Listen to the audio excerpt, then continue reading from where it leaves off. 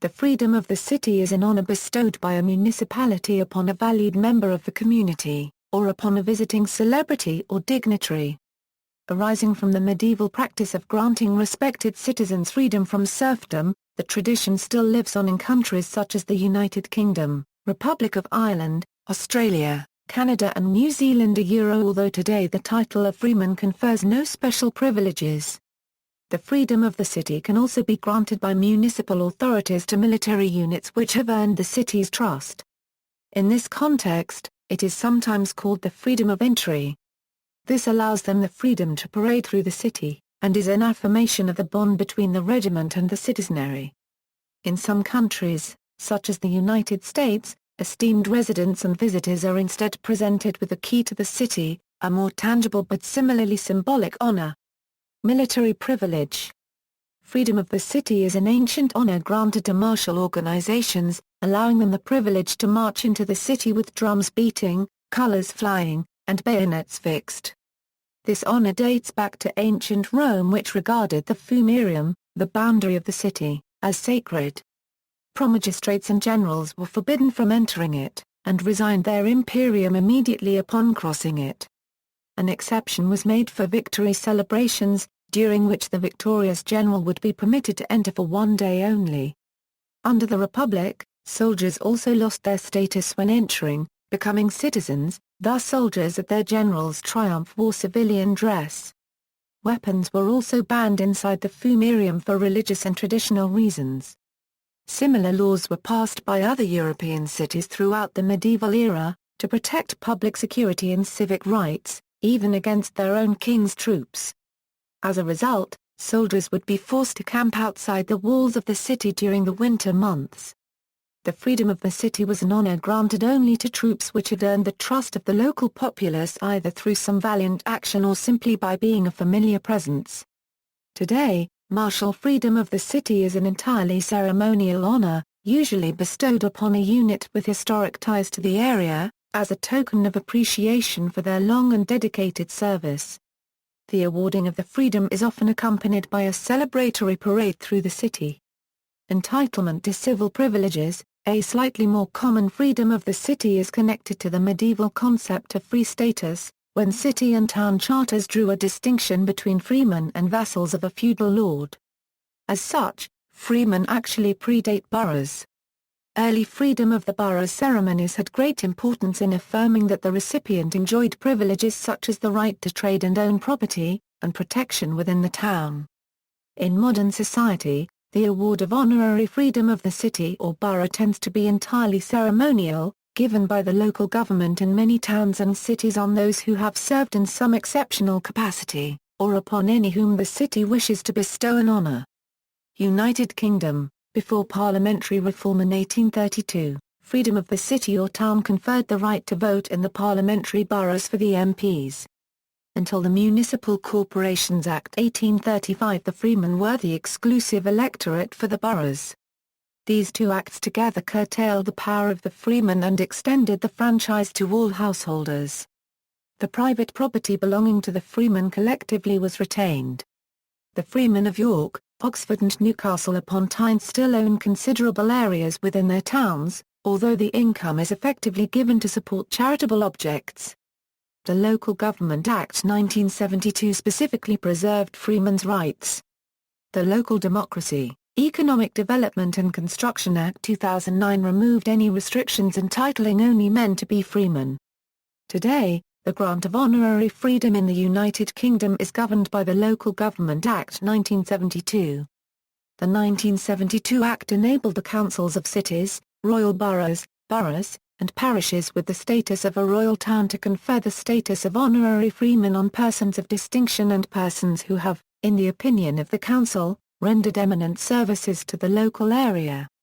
The 2009 Act extends the ability to grant the status of freeman to any county, city, district, borough, town, parish or community council. A special meeting of the council can grant the honor by passing a resolution with a two-thirds majority at a specially convened meeting.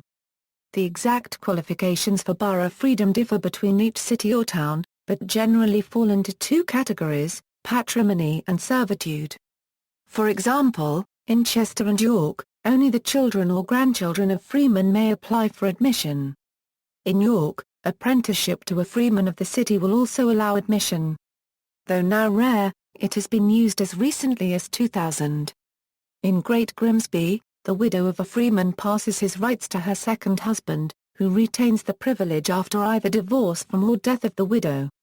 The borough freedom is strongest in York, Chester, Newcastle upon Tyne and Coventry. In Coventry, freedom is qualified by having served an apprenticeship. Durham and Northampton have extended their admission criteria to those who have served an apprenticeship without being bound by a freeman directly. Freemen of Newcastle upon Tyne are bestowed the right to graze cattle on the town muir. Freedom of the City of London. In England, the most extensive borough freedom is that conferred by the freedom of the City of London, first recorded in 1237. This is closely tied to the role and status of the livery companies. From 1835, the freedom without the intervention of a livery company has been bestowed by a general resolution of Common Council, by redemption, at one time for an onerous sum, but now for a donation to the Freemen's School.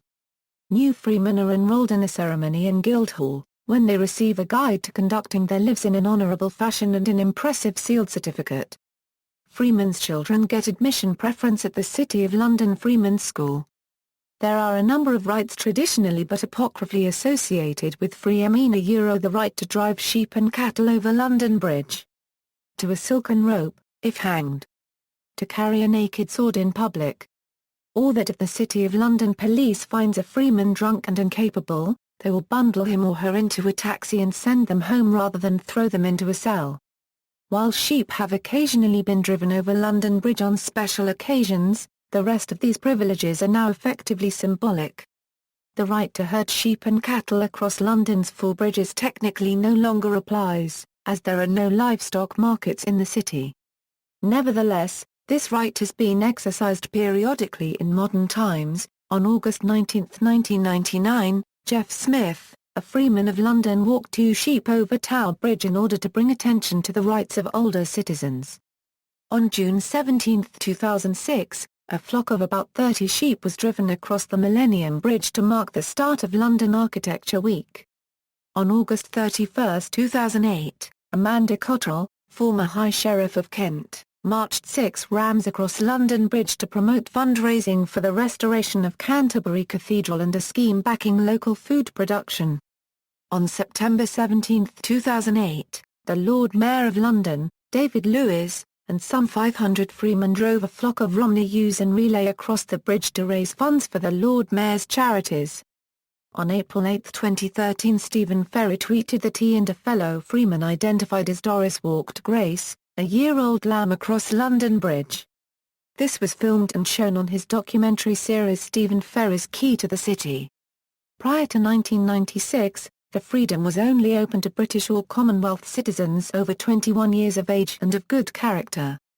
There is a long-standing tradition of admitting women, who used to be called free sisters but who are now also called freemen. Ireland. In Ireland, borough freedom of the city is generally given to noted foreign and national dignitaries, and the list rarely exceeds a few dozen. As in the United Kingdom, the title generally comes with various ancient privileges. For instance, freemen of Dublin are allowed the right to vote in certain elections, bring goods for sale in the city without customs, and the right to pasture sheep on common grounds such as College Green and St. Stephen's Green. Key to the city. In some countries, such as the United States, an ornamental key. The key to the city is presented to esteemed visitors, residents, or others whom the city wishes to honor. This practice is a variation on the freedom of the city tradition, and has a similar symbolic meaning. Evoking medieval walled cities, the gates of which would be guarded during the day and locked at night, the key symbolizes the freedom of the recipient to enter and leave the city at will, as a trusted friend of city residents. In some cities in the Netherlands, Belgium and Germany, the key to the city is given to the so-called Prince Carnival, who leads the carnivals which take place the week prior to Septuagesima.